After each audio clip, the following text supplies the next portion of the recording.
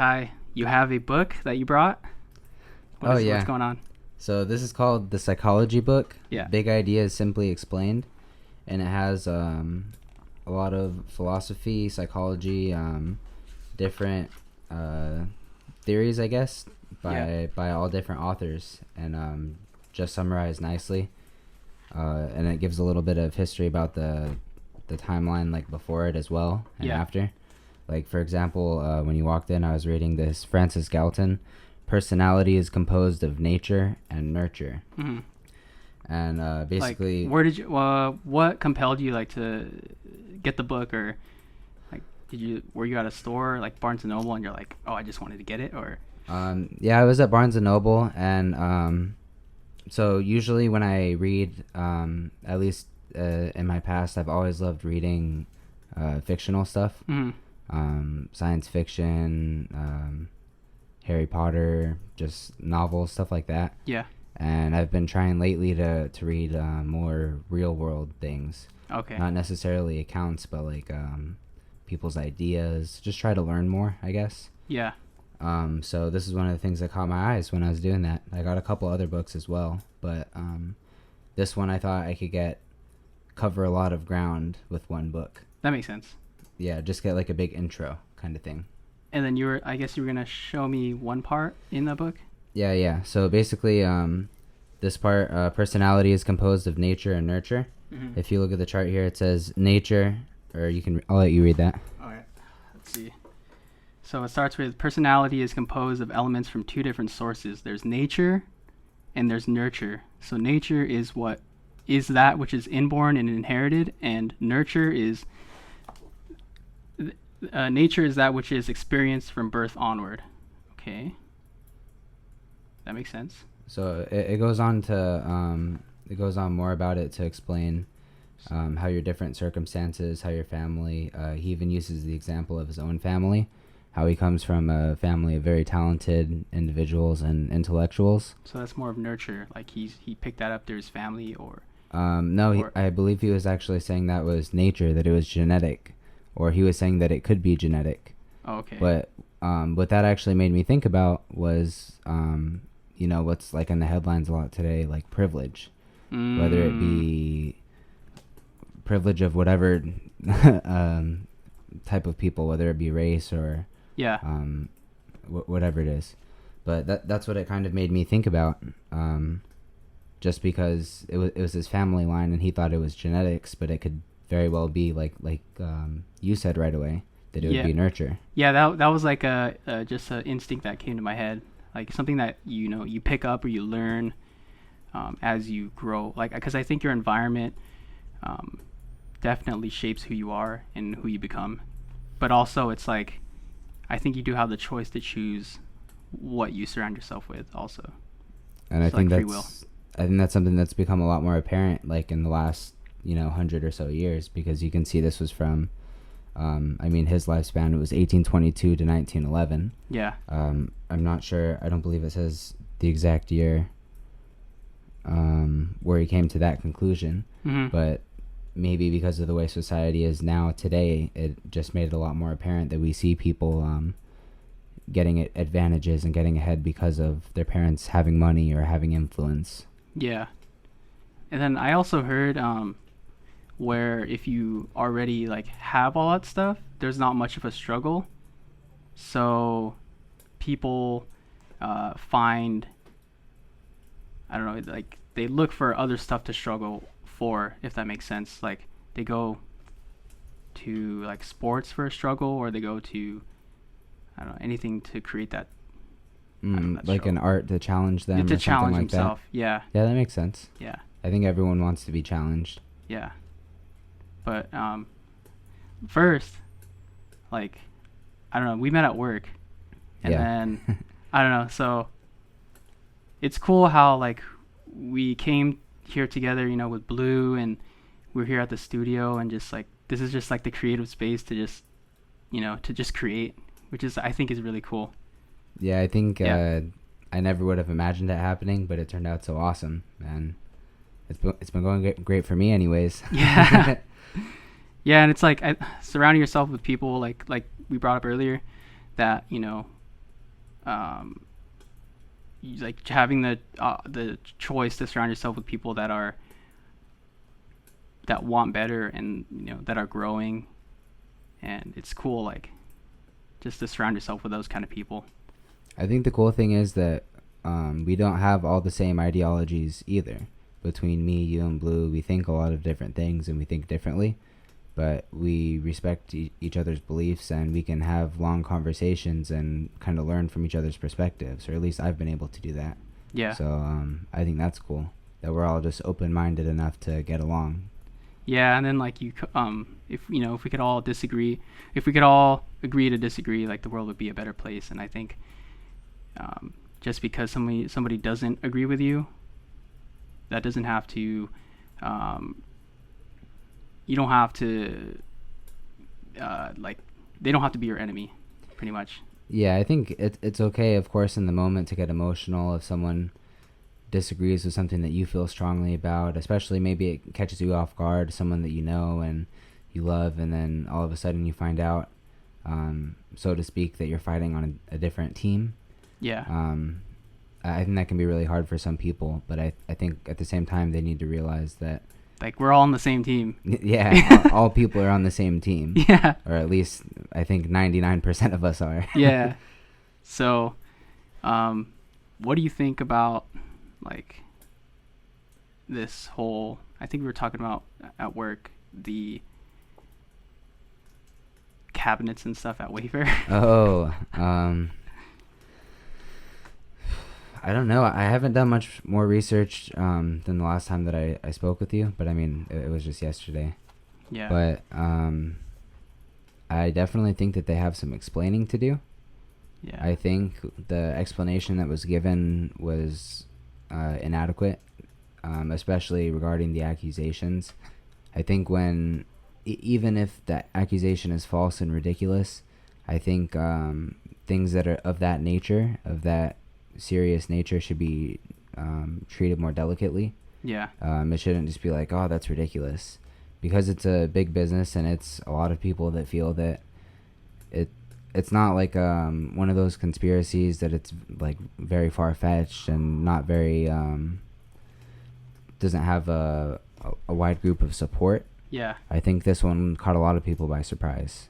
Yeah, So like, you know what's crazy too is I'm seeing more people post about this stuff. I don't know why, if it's because it's being brought to the surface, or people are just,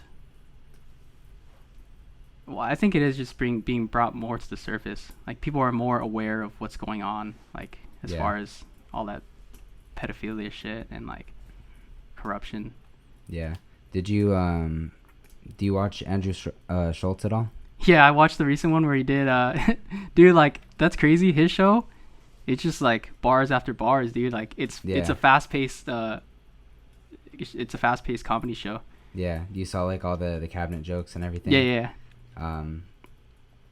I think that's really cool what he does. I think because I think it's okay to have comedy. I feel like in this day and age, a lot of people get really offended by jokes about things that are that serious. But I think at the same time, he's informing a lot of people that otherwise would not have known. Yeah. I think there's a lot of people that are, not that they're not woke, but they do their everyday life, go about it, and they don't maybe watch the news because they don't know, because the news is so divided. Yeah. They don't know which outlet to trust. Yeah. They just get social media, stuff like that. Yeah. And then some people just assume that everything on social media is fake or a conspiracy, and some people believe everything. Yeah. So, it's cool, like, how social media, like, opened the doors for so many people, like, to speak their truth. And it's just finding the reputable ones that, that you can sort of not put your full trust in, but I guess people that are reputable, and, obviously do your own research and find out the truth for yourself. yeah, like they say, take everything with a grain of salt. Yeah. Yeah, exactly. And then, like, kind of, I guess, switching gears, like, because I want to enter, like, I like entering your mind. Okay. So, like, I want to see how, like, for music, like, how did music start for you? Hey, the stock market. It's one. Yeah. All right. That's a stock alert. Yeah. That's cool. Music. I just, I wasn't even really into music a lot as a kid. I know that sounds weird. Everyone like had iPods and had their favorite songs and memorized songs, and I never really did that. I got an iPod when I was 10 or 11, and I learned a few like select songs, but I didn't have money to like buy songs on iTunes. What or songs were anything. those? Do you remember? I had Soulja Boy Tell 'Em, Hey. like one of his albums. Yeah. The one with rubber bands, with Kiss Me Through the Phone. Kiss Me Through the Phone. Like all that stuff. Yeah. Yeah. I had Kanye West, Graduation. Okay. That might be it for albums, and like a couple singles here and there. Yeah. And it was like just whatever I heard at the time that I liked. You ever had like LimeWire and like? A little bit. Like my friends were into it. Yeah. Yeah. But I didn't really like use computers or anything like at that time. Oh, okay. So no, not really. So music wasn't like a huge part of my life. As I got older and started partaking in cannabis, Mm-hmm. I had a lot of friends that would they would like to freestyle, like play instrumentals and just rap over them and stuff like that, and that's how I got into it. Yeah. And I enjoyed it, and then eventually was invited to the studio, and after that I just never stopped. I started, really enjoying it. That's cool, dude. Yeah. And like I don't know, from what I like, from what we talked about, like the music that you like to make. Obviously, it's not just one thing, but it's many things. But one of the things is that you like to tell stories, and you like to just, I guess, tell like real shit like that you've been through, or yeah, I think that's really cool. Thank you. Yeah. Yeah. I try to keep at least part of my music storytelling with, whether it be a sad story that I've had to overcome, and it just helps me vent to get it out there. Yeah. And it's something that maybe I would never perform, but just making the song kind of helps. Yeah. So that's a lot of the reason that I write things like that. Okay. I guess like for me, when I started rapping, shout out to the homie David Galaviz. We started, I think this was 6th grade. We put on T.I.'s, what's that song by T.I.? It was like a very famous song.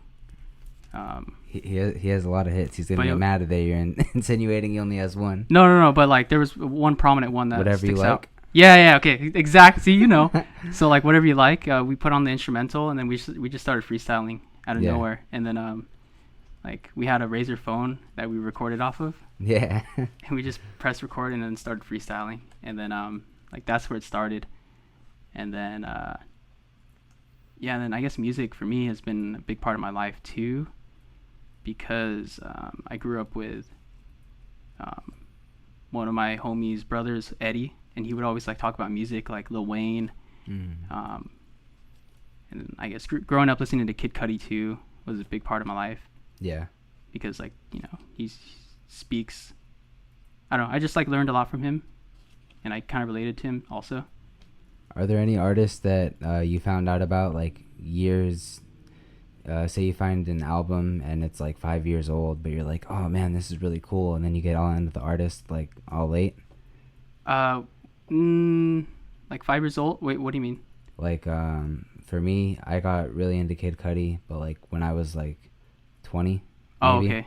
I would like a lot of his songs that I liked had been out for a long time. Oh, But okay. I just found out about him like super late. Oh. And, like all my friends were like, "Yeah, you didn't know about Kid Cudi?" Oh. I was like, "No, like I had my own weird style of music." Yeah. No, like nothing that stands out to me, but I did have a weird style of music too. Not weird, but I guess my own style of music. Most people were listening to hip hop, obviously. I would listen to like metal, because my dad would play metal, like System of a Down, or Yeah. like Sublime, like just like reggae, Bob Marley. That's Like- that's very like Ventura. Yeah, exactly. I feel Yeah. like that's one of the big differences between Oxnard and Ventura, and obviously it's like kind of generalizing, but there's a lot of like metal and punk rock and fans like of that type of stuff in Ventura, whereas Oxnard is more based in hip hop. That does make sense because, well, relating to that, because my dad, I guess he grew up in Ventura, so like that There makes you sense. go. Yeah. And then, and obviously like hip hop's dope too. Like I love hip hop, Yeah. but I don't know. So what inspires you to like, I don't know, if do you have any like inspirations? Not even just music, like uh, art or like books or um, Um, yeah, people inspire me. I have a couple of friends that inspire me. You inspire me in regards to like wanting to read more yeah, and learn more because it's something that I see you like making a conscious effort to do. yeah, yeah, Um, I get inspired by music, but not necessarily by specific artists because I don't follow like the people really closely, but I listen to the lyrics a lot. And you can be inspired by what they're talking about. So yeah, I draw inspiration from that. There's not much else, I guess. A lot of the stuff a lot of my ideas I come up with on my own, that makes and sense. I'm sure it's inspired by everything around me, but a lot of it doesn't draw from a specific thing. Like, oh yeah, Like I you can watched this pinpoint it. movie and then it made me like want to do this. A lot Okay. of it's just I see other people doing stuff and like, oh yeah, that's cool. I'm gonna start doing that, but not like a specific thing, you know. Oh, okay. At least that I can draw to memory. Yeah, that's tight. And like, and I don't know, are there any like books other than the psychology book that you're reading, or just Um, we're jumping around, but yeah. I'm like just diving, like skimming into a lot of different books. That other book that I spoke to you previously about too. the Seven I'm gonna Habits I'm gonna butcher the name, but yeah, I just call it Seven Habits. of Highly Successful People. I think that's I believe that's it. Yeah, I don't know the author, but I remember you telling me about it. Yeah. Yeah. I try to draw a lot from that book as well, but that's something that it takes a lot of time to really apply it to your life. Yeah. It's not something that you can just read and like, oh, that was cool. I'm gonna try and do that. You have to like Implement go it chapter in by your life. chapter and like really review and take notes and make sure that that like all of the steps go together. Yeah. So Like kind of like repetition also, and implementing it, as a lifestyle. definitely. Yeah. I'm trying to work more also on writing. Oh, okay. Not lyrics or anything, but just writing about how my day's going, kind of journaling. Oh, okay. Manifestation through writing. Not that that makes it happen, but just reminding myself like of my goals. Yeah. To keep myself on track, make sure that I'm reading every day, make sure that I'm writing every day, make sure that I'm drinking enough water. Just things that fall through the cracks when you have a busy life. Okay, so like just having clear goals, and setting, like writing them down so that you know where your goal is, so that you're not going like kind of blind, not blind, but like you have clear goals that you want. I'm definitely a planner. I Yeah, like to plan everything out ahead of time. Yeah. Yeah. Like that's one thing that I've learned reading Arnold Schwarzenegger's book, is that like whatever goal that he set, he like even said like have a clear defined goal of where you want to be. So like he had a goal of making $1 million in real estate first, and he did that. And then obviously bodybuilding, he had that goal. Movies, he had that goal. Fucking being the governor of California. Dude, like that shit's crazy. Marrying a Kennedy. Yeah, marrying a Kennedy. So like that's what I love doing too, is learning from people that are that have quote unquote like have been successful, and then just implementing those ideas into my own life, and then taking what I like, and then taking the gold, I guess, from. Yeah. Back to inspiration. I draw a lot of inspiration from Russ's book as well. Oh yeah. Partially because I don't really agree with all of his ideas in the book. Just because I'm a realist myself, very rational thinker, and he kind of teaches to have like a delusional sense of confidence. Yeah. And that's not something that maybe I'm able to if I really worked at it, but it's not something like a trait that I value or Mm, care to have. yeah.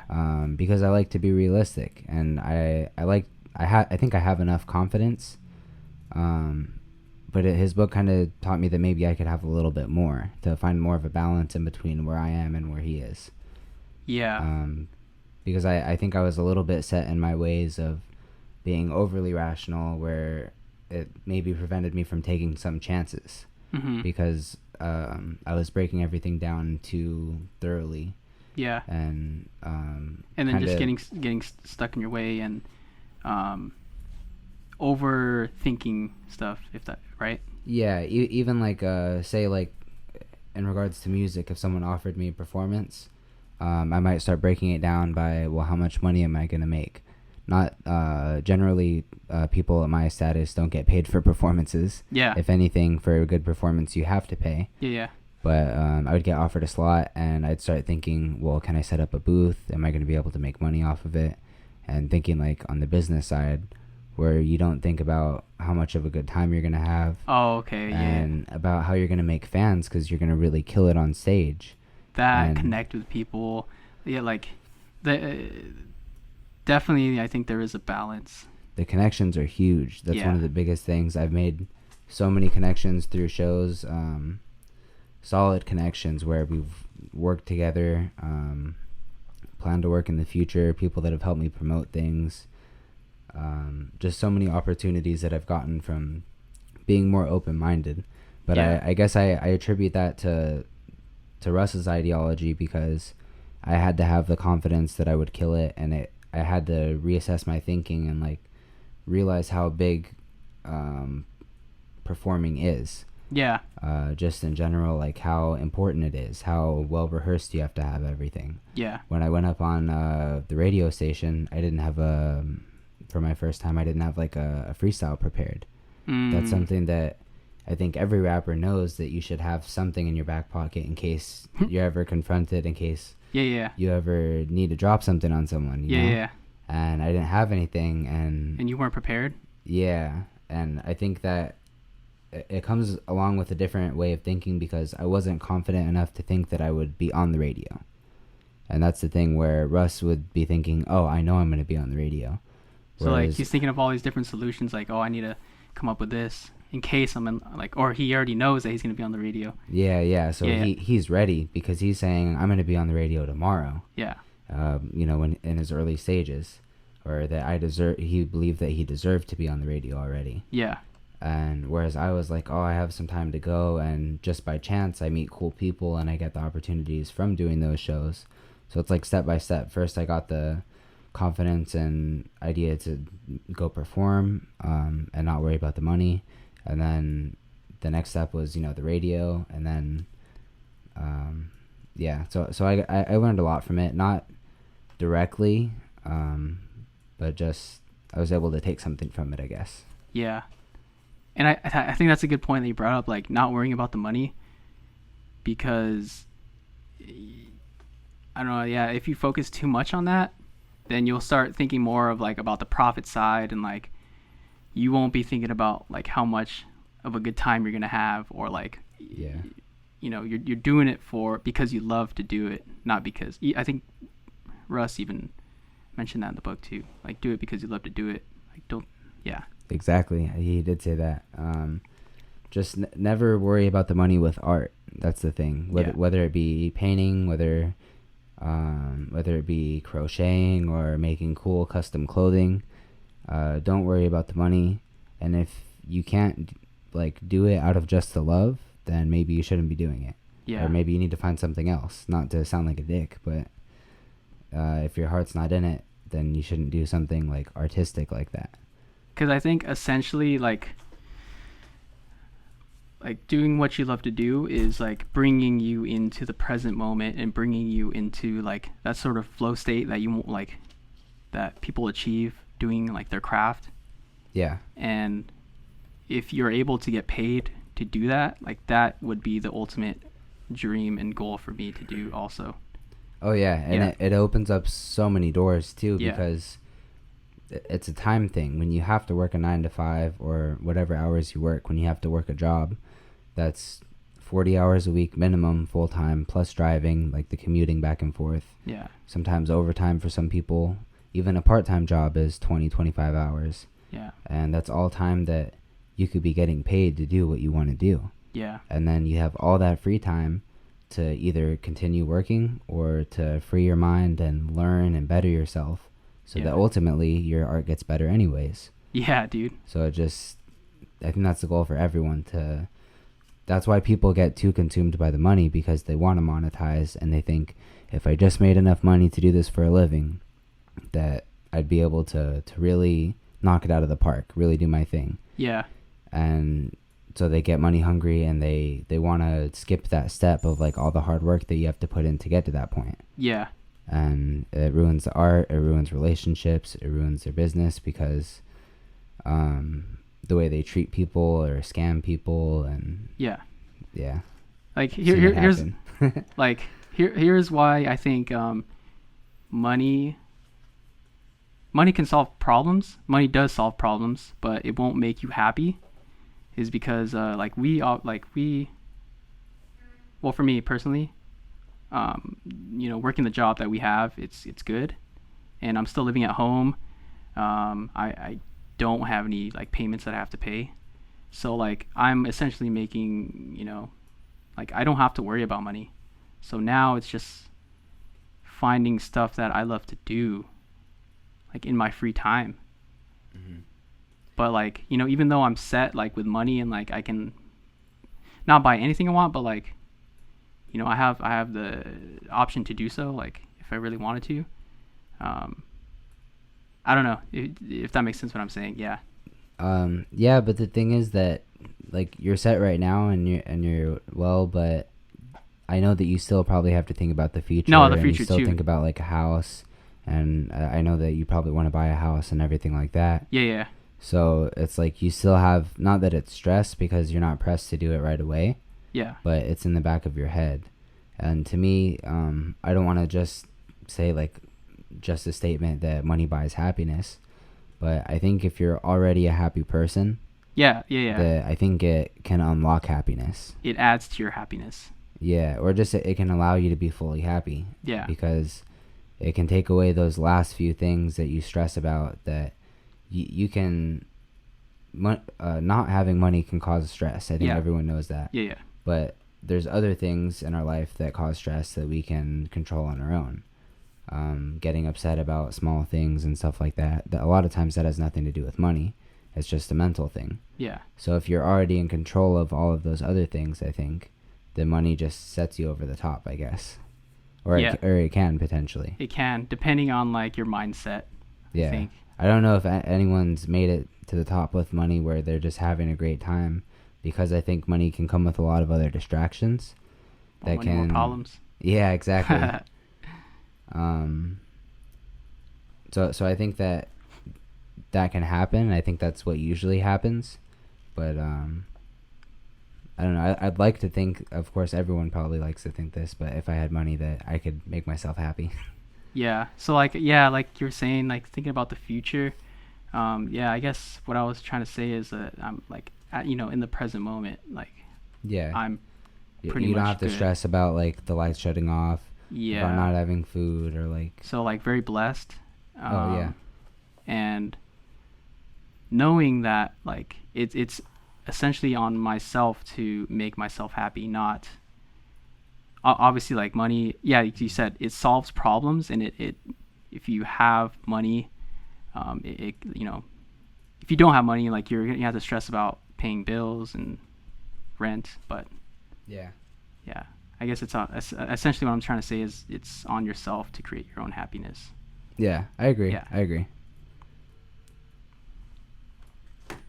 And I think there's probably plenty of people that are really happy that don't have money, and they'll live paycheck to paycheck, but they're happy because they have their family and they find happiness and things like that. Yeah, man. Like even seeing videos of kids in schools and in like other countries, like they seem happy too. Yeah. Like, I don't know. Do you think it's subjective, or do you think it's like Um, do I think happiness is subjective? Yeah, like, how do I explain it? You mean like their happiness compared to ours? Yeah, yeah. Um, I think happiness is happiness. I think they might. It would sound condescending to say they're naive to the world, and some other countries where they don't have the technology and they don't have the resources that we do, but they could be happy with very little, with like having food and Just being happy with what they have. yeah. Yeah. I think it's still happiness, and I like I said, I don't want to say that it's naive, because really I think it's beautiful that you can be happy with that little. Yeah. I think it sucks that the way our civilization is, that Materialism and like yeah, the next thing will buy you happiness. we can't be happy without the next iPhone, without the next whatever it is that you're into, you know? Yeah. It's like the consumerism. There's a positive side and a negative side. Yeah. Like with consumerism, like you're getting the greatest and latest technology, but I think it's a form of you're always gonna want the next best thing, pretty much, and I think that's like both positive and negative. I'm an introvert, and I like to think that if I had the money, that I could get an island or somewhere all alone, or just with my family, and be happy. Like because I wouldn't have to worry about technology, because I'd probably have technology to be able to communicate, but I'd obviously get lost behind the new wave of technology and everything like that. What would you do on the island? Like if you won $1 million right now, like what would you do on the island? Like, what? Yeah. Depends on what kind of island I could afford. I don't know if I could get an island. Any kind of island, dude. Like what would I do alone or whatever, if ideally? Yeah, just for fun. Yeah. Oh, I'd for sure be hitting the beach. Hey. I'd for sure be hiking all the time, mountain bike riding down to volcanoes in Hawaii or something like that. Okay. If I could get an island with a dormant volcano, that'd be sick.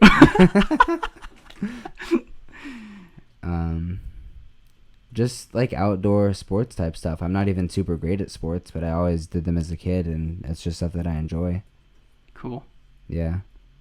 Yeah. The question, like, if money was no option, and if you had unlimited amounts of money, like, what would you be doing right now? That's literally what I'd be doing. Yeah, exactly. I'd be not spending any money at all. Yeah. It would just be having fun, huh? I might get like a really nice surfboard, but like it's things that are not, at the end of the day, not that expensive. Yeah. I still wouldn't spend like a bunch of money. I would get like a nice one. I wouldn't.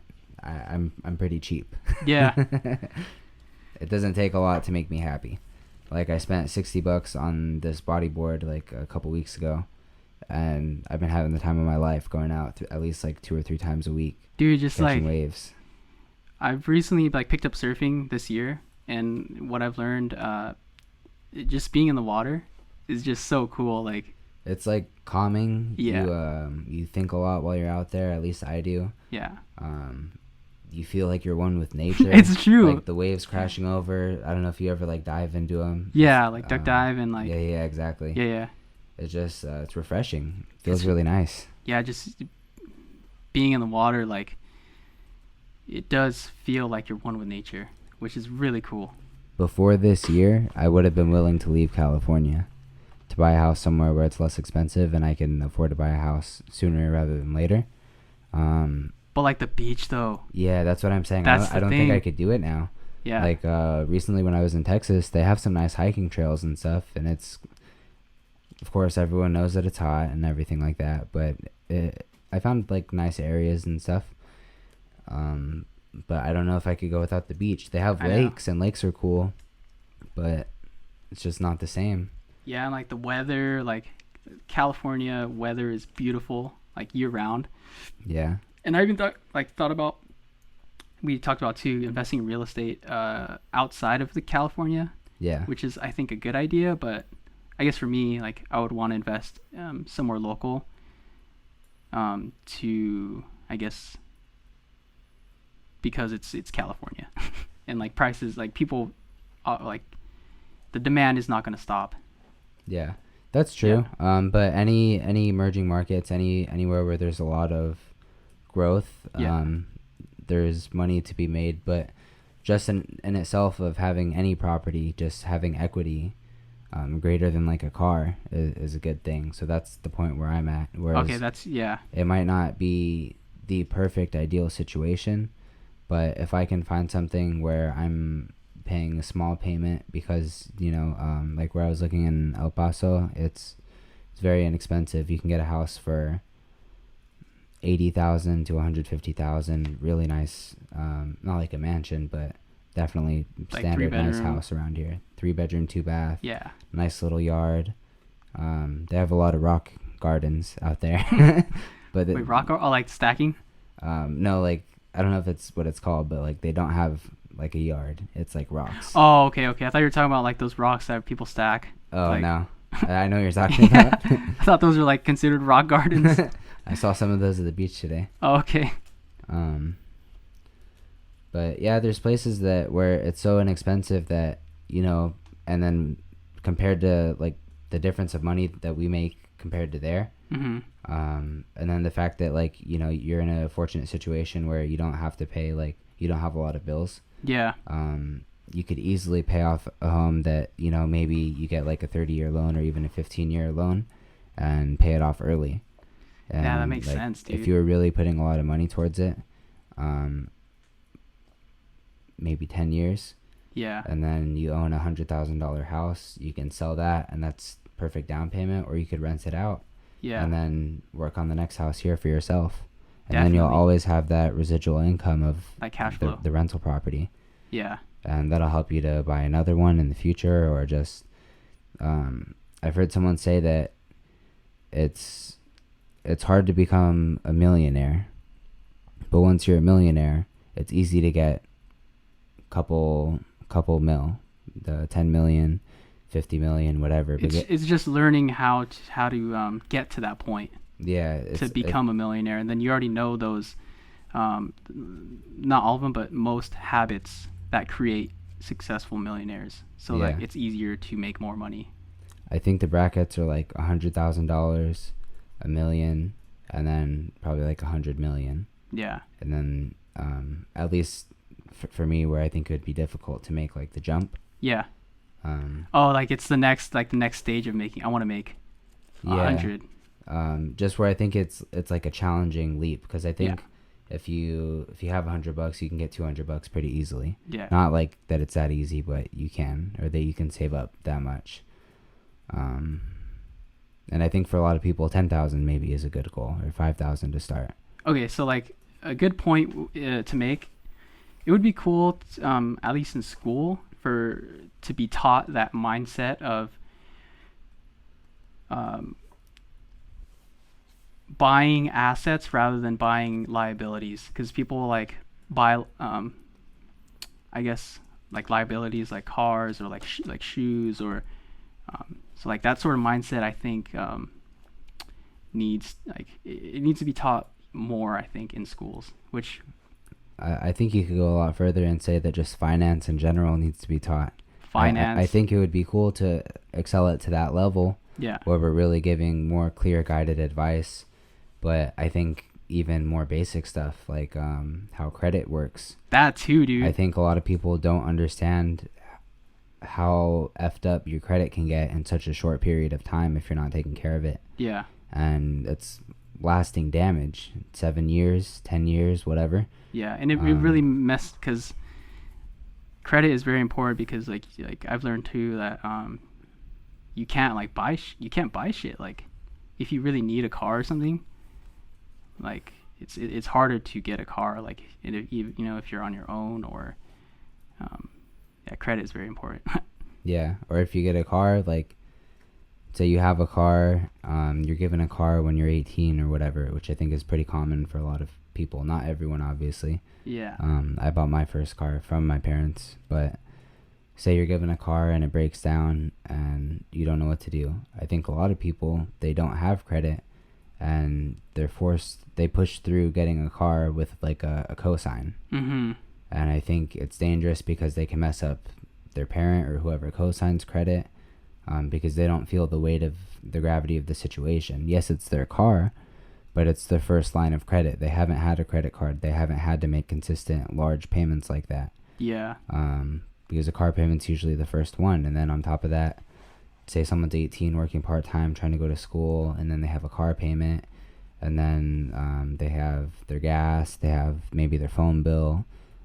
Just small things like that add up, and people are struggling when you're in college, supposed to be focusing on school and everything, and they're already stressing about real adult shit like paying their bills, going to school full time, and then work, probably picking up a job, like a part-time job, or I've seen people work full-time jobs.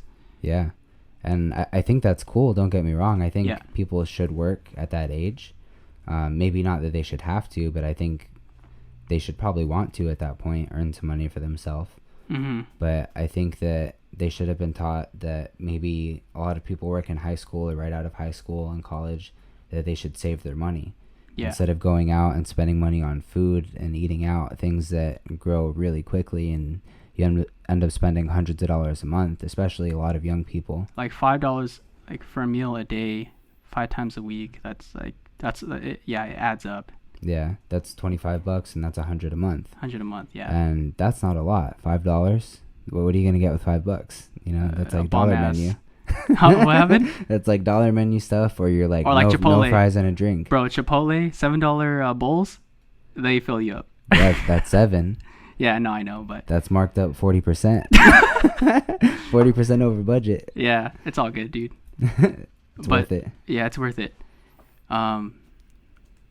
Yeah, like I'm very grateful to have my grandpa, because like working, like I've always wanted to support myself, because growing up, my parents, I've seen them struggle, and I didn't want to put the burden on them to have them support me. So I got a job at 16, which is, I guess, kind of young.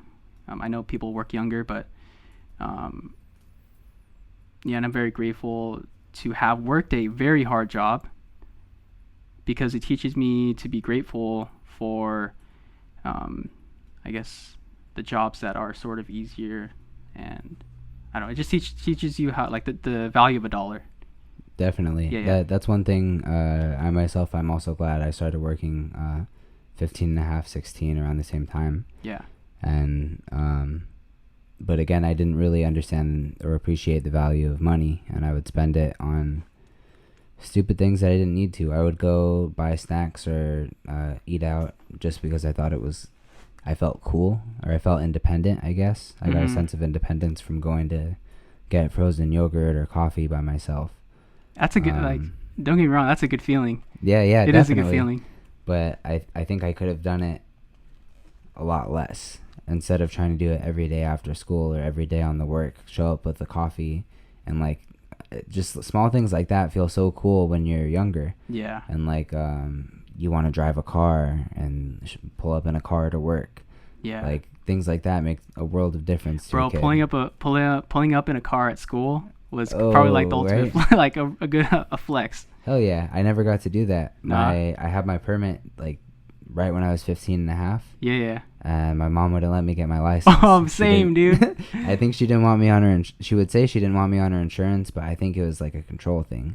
I think she thought I'd be taken off and like wanted to leave all the time. Like, you didn't do driver's ed or anything? Like, you didn't do driver's ed? Yeah, I did. I have my certificate and everything. I was like, I literally could have gotten my license, but your parents have to sign a paper. Oh, and no like way. I wanted to forge it and just get it myself, but I was like, well, what's the point? How am I gonna drive? Or I like really considered like buying a car and just parking it around the corner from my house and just driving it whenever. And even then, when they kind of picked out a car for me, and I ended up buying it from them. Before I had my license, before I was 18, because I wasn't allowed to get it till like the day I turned 18. Same. I would be driving it when my parents weren't home. I would take it out because I had the keys, and I remember it was stick shift, and they were teaching me stick, and like before I really could even drive stick comfortably, I would take it out like to practice and just around the block or whatever. And then I like stalled one time and I got real scared and I couldn't like start it again. I was Yeah. panicking, and I ended up starting it and driving it home, and like I chilled out for like a couple weeks, didn't Were do you it. panicking? Like, Oh yeah, yeah, yeah. like there's a lot of cops in the area. Oh shit. I lived on over Indiana, across the street from Pacifica, Yeah. like where the cops on the motorcycle chill on the sidewalk right there. Where at? Across the street from Pacifica, Oh, there's right there. like Okay. Yeah, yeah. motorcycle cops that camp right there. Yeah, yeah, I lived on that street right there. yeah. Okay. So yeah, super worried, and then I didn't do it for a little while, and then I got more comfortable and better at driving Yeah. the stick shift, and then I would just drive it around, Yeah. and like sometimes family, friends, and stuff would see me, like people from church, but they would see me drive to church, but my parents would be in the passenger seat. So I think a lot of people assumed I had my license because I was always driving, since I was like 16 or whatever. Mhm. But I don't think people just second guessed, why doesn't he drive alone? Because my family's just with me sometimes. Yeah. So like I saw people and I was like real nervous that they're gonna say something and rat me out, and they didn't even know it was bad. Funny story about like driving stick shift. So, driving stick shift, I guess for me, because I was into cars and like tuner cars, and um, growing up playing Need for Speed, like stick shift was Hell the yeah. shit to drive. Yeah. And I guess my family never had a stick shift car, um, growing up. So when I got my license to learn, I went to the dealership and I I test drove a stick shift car, and I did not know how to drive stick shift, bro. Really? They I let did. you do that?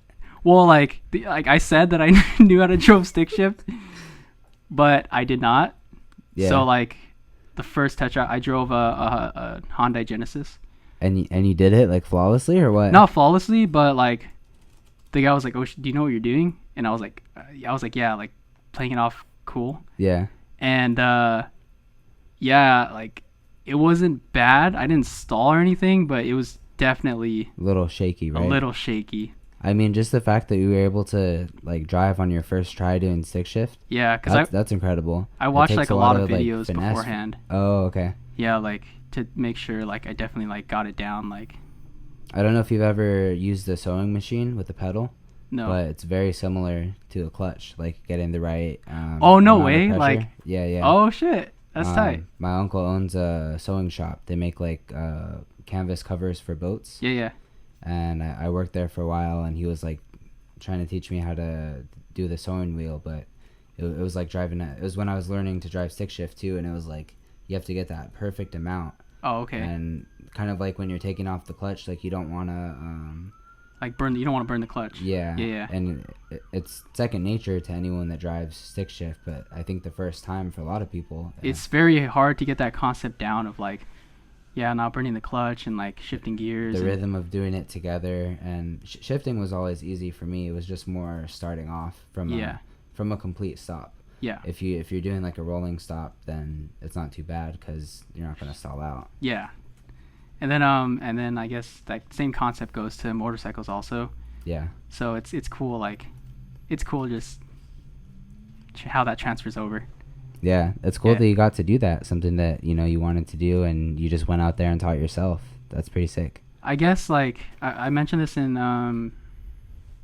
the podcast that I did with Eddie, is that I love throwing myself into situations where I don't know how to do something, and I like overcoming the obstacles like while I'm in the process of doing stuff.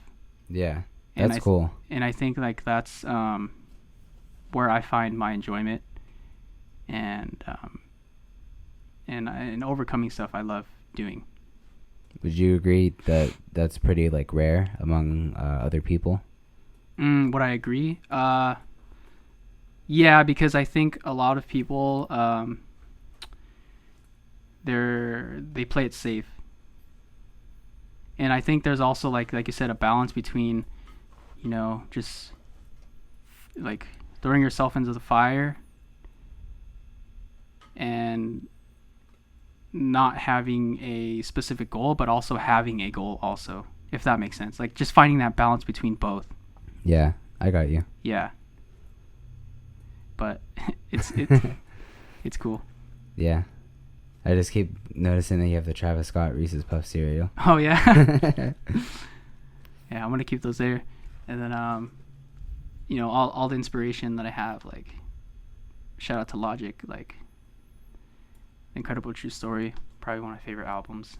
Yeah. Nostalgia Ultra, Kid Cudi, books that I have yet to read. I was gonna ask that too, if you'd read them all, and if you look at them just like as reminders of what you learned, or if it's like a mix. Well, like I keep those there as a reminder, but also to know that there's more out there to learn.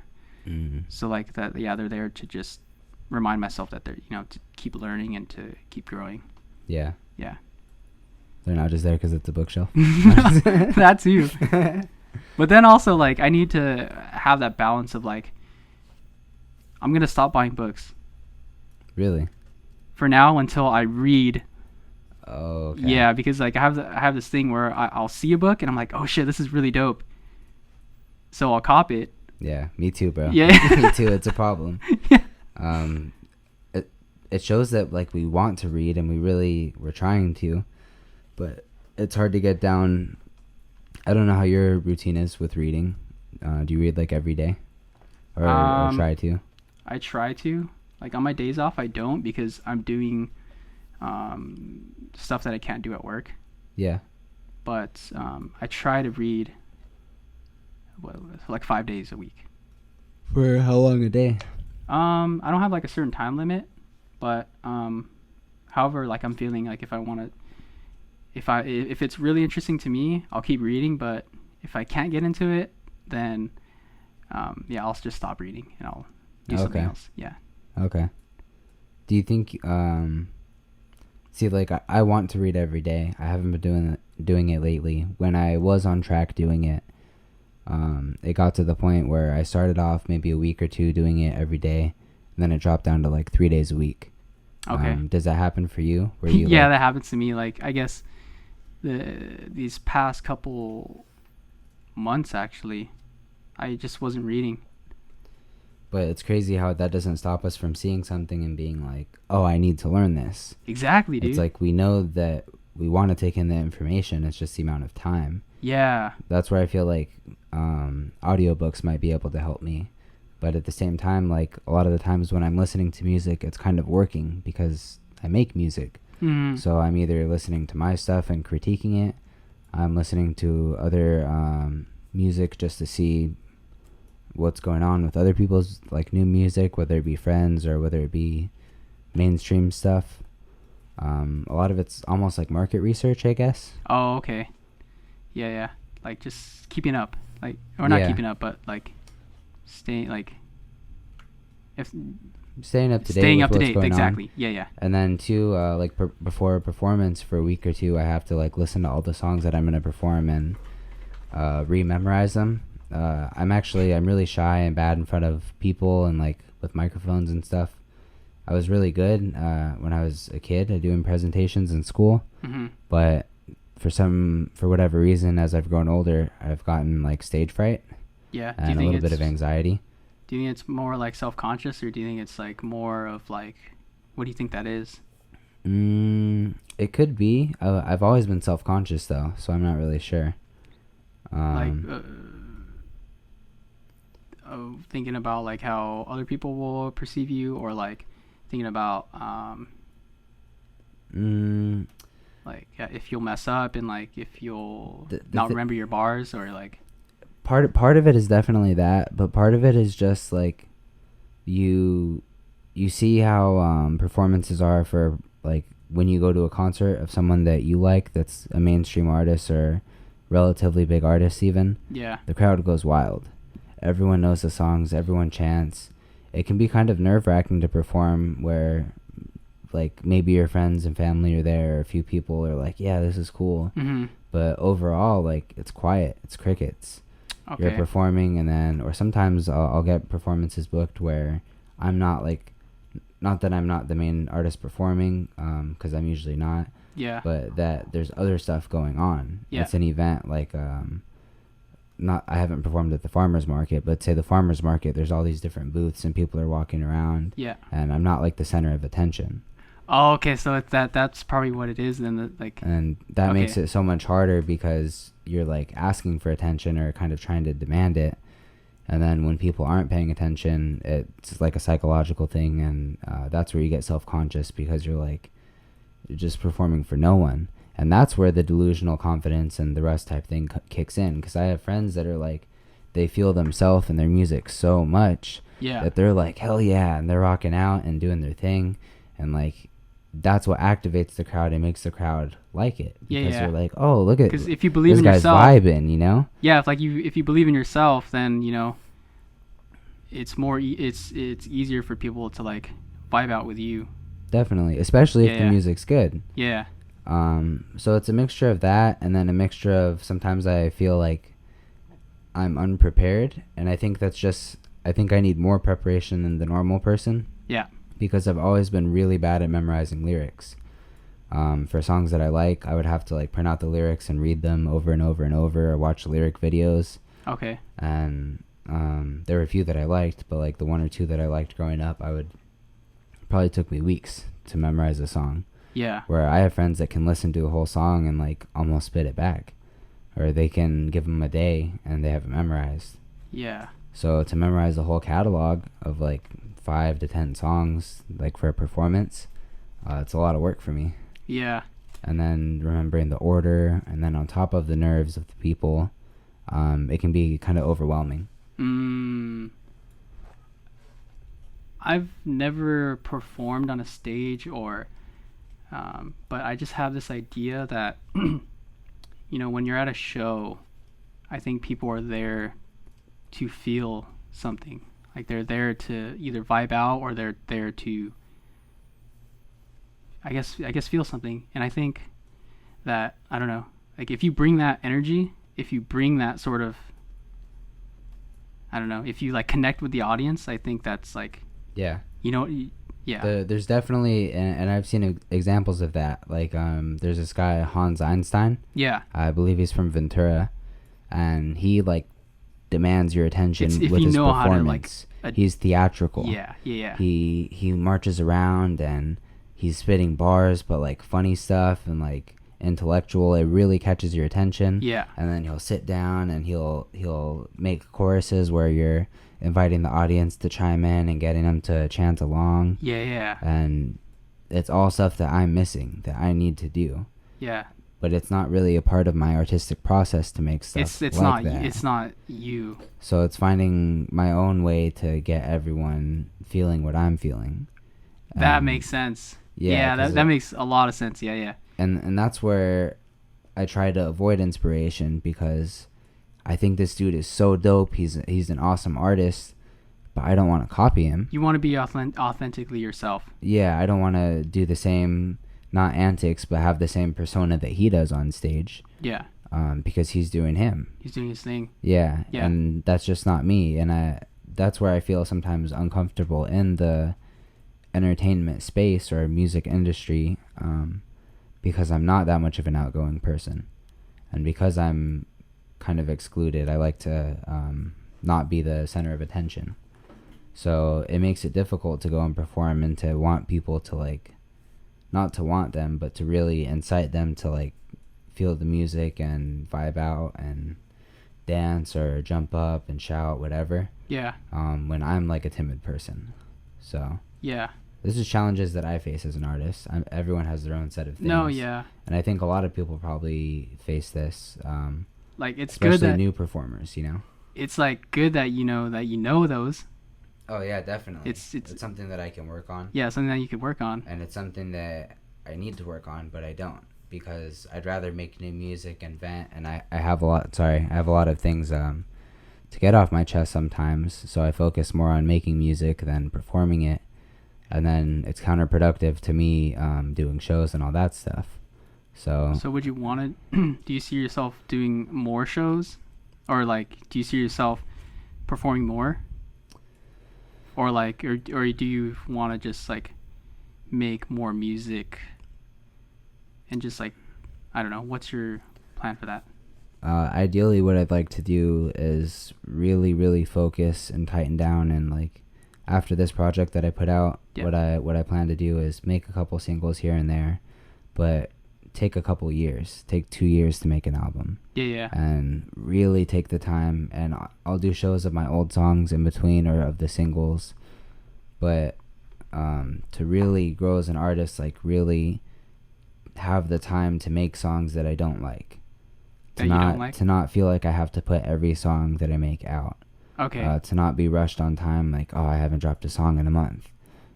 Because that's what new artists like that are trying to make it, or be able to monetize their stuff. They have to think about consistency. Mm-hmm. They have to think about supplying the fan base with content. Yeah. So if you're not doing that, then you're going to lose your fan base. Mm-hmm. But I need to grow a fan base big enough where I can take a leave and I can entertain them with other stuff or music videos of my old content. Yeah. It's just a huge balancing act, basically. Yeah. Yeah, so like, so you can, have that creative freedom for yourself, and like, so that you can do and make what you really want to make without having to, you just want to be really authentic. Yeah, and I think a result of that will be me creating a project that by the time it's done, that I'll have memorized. Yeah. Because I'll like it so much, I'll be feeling it so much, I'll want to practice it so much to perfect like the actual recording of it. Yeah. That I'll have it memorized when I'm recording it, hopefully. Yeah. Like maybe redo it a couple times just to really get the songs the way that I want perfectly. Yeah. Which is something that I haven't been doing. I record it. Some songs I one take them. Mm-hmm. And people brag about that, and I think it sucks. You think it sucks? Yeah, because it's just me being a lazy ass and being content with the first piece of shit that I put out. That's how I feel. Yeah. It's half-assing it, and a lot of people, it's like a prideful thing where they feel like they have to do that, or that's the thing to do, but it's really not, because music, you want to invoke emotion and you want to really express yourself, and I feel like it can be done, but it's extremely difficult to do that on the first take.